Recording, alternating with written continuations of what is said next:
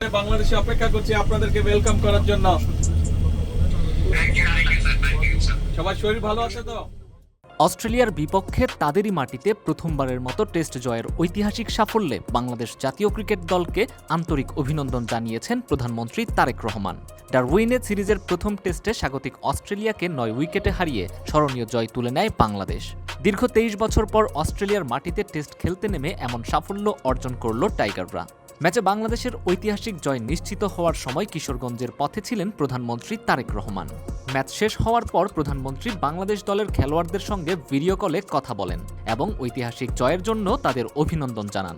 এ সময় বাংলাদেশের মানুষের পক্ষ থেকেও দলের খেলোয়াড়দের শুভেচ্ছা পৌঁছে দেন তিনি। আসেন, আপনারা সবাই সুস্থভাবে আসেন, বাংলাদেশের মানুষ অপেক্ষা করছে আপনাদেরকে ওয়েলকাম করার জন্য। তিনি বাংলাদেশ দলের খেলোয়াড়, কোচিং স্টাফ এবং সংশ্লিষ্ট সবাইকে অভিনন্দন জানান। একই সঙ্গে প্রধানমন্ত্রী আশা প্রকাশ করেন পরবর্তী টেস্টেও বাংলাদেশ দল ভালো পারফরমেন্স করবে এবং সিরিজ জয়ের সম্ভাবনাকে চূড়ান্ত সাফল্যে রূপ দিতে সক্ষম হবে।